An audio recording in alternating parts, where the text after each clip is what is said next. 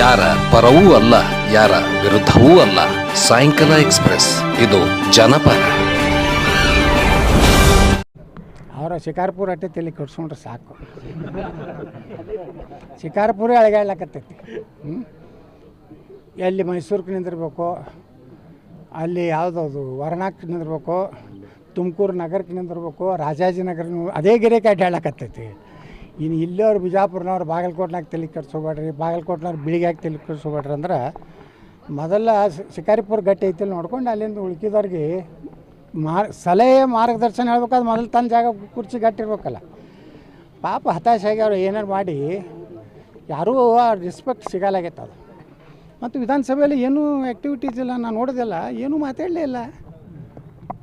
ತಿಮ್ಮಾಪುರ ಅವ್ರ ವಿಚಾರ ಬಂದ್ರೆ ಮಾತಾಡಬೇಕಾಗಿತ್ತಲ್ಲ.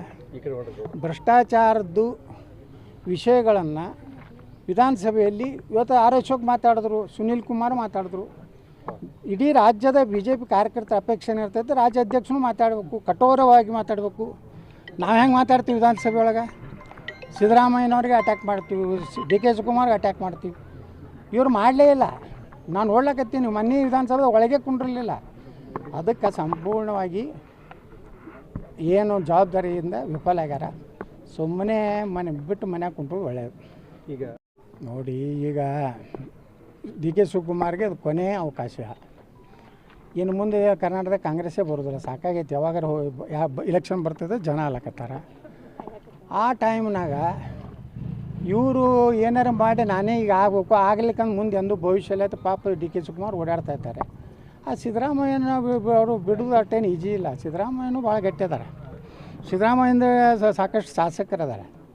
ಅದಕ್ಕೆ ಈ ಜಗಳ ಎಲ್ಲಿಗೆ ಬರ್ತದಂದ್ರೆ ಬಹುಶಃ ನನಗೆ ಅನ್ನಿಸ್ತದೆ ಆದಷ್ಟು ಜಲ್ದಿ ವಿಧಾನಸಭೆ ವಿಸರ್ಜನೆ ಆದರೂ ಆಶ್ಚರ್ಯ ಇಲ್ಲ. ಆ ರೀತಿ ಒಂದು ವಾತಾವರಣ ಇದೆ.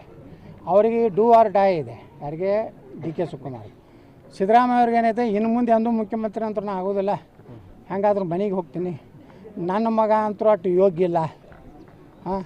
ಅವನು ವಸೂಲಿ ಕಂಪ್ನಿ. ವಿಜೇಂದ್ರ ಹೆಂಗೆ ಯಡಿಯೂರಪ್ಪ ಮುಖ್ಯಮಂತ್ರಿ ಇದ್ದಾಗ ಈ ಸಿದ್ದರಾಮಯ್ಯನ ಮಗ ಅವನು ಬರೀ ವಸೂಲಿನೇ. ಸೇಮ್ ವಿಜೇಂದ್ರ ಕಡೆನೇ ಟ್ರೈನಿಂಗ್ ತೊಗೋತಂತ ರಾತ್ರಿ ಹೆಂಗೆ ತೊಗೋಬೇಕು, ಹೆಂಗೆ ಡೂಪ್ಲಿಕೇಟ್ ಸಹಿ ಮಾಡಬೇಕು ಅಂಥೇಳಿ ಎಲ್ಲ ಈ ಟ್ರೈನಿಂಗ್ ಕೂಡ ಮಾಸ್ಟರ್ ನಮ್ಮವನೇ. ಅದಕ್ಕೆ ಸಿದ್ದರಾಮಯ್ಯ ಬಿಡೋದಿಲ್ಲ, ಡಿ ಕೆ ಶಿವಕುಮಾರ್ ಆಗೋದಿಲ್ಲ. ಮುಂದಿನ ಹಾದಿಯನ್ನು ವಿಧಾನಸಭೆ ವಿಸರ್ಜನೆ ಹಾಗೇ ಆಗ್ತದೆ.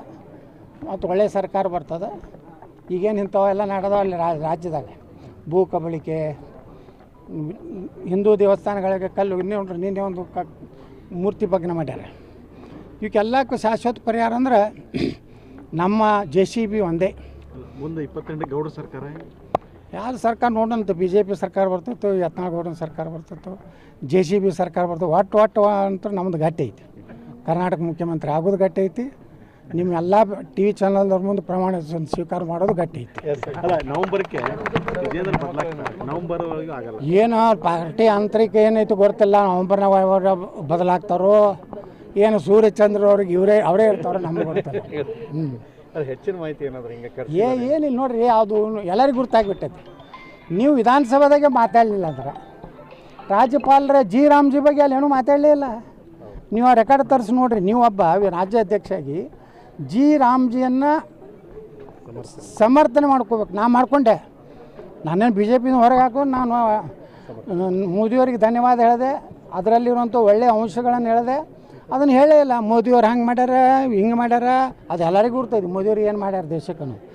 ಅದಕ್ಕೆ ಯಾವುದೇ ಕ್ಷೇತ್ರದಲ್ಲಿ ಅವರು ಸಕ್ಸಸ್ ಆಗಿಲ್ಲ. ಅವ್ರಿಗೆ ಒಂದೇ ಪರಿಹಾರ, ಸ್ವಂತ ಮನಸ್ಸಿನಿಂದ ರಾಜೀನಾಮೆ ಕೊಡೋದು. Thank you sir. ಯಾರ ಪರವೂ ಅಲ್ಲ, ಯಾರ ವಿರುದ್ಧವೂ ಅಲ್ಲ. ಸಾಯಂಕಾಲ ಎಕ್ಸ್ಪ್ರೆಸ್, ಇದು ಜನಪರ.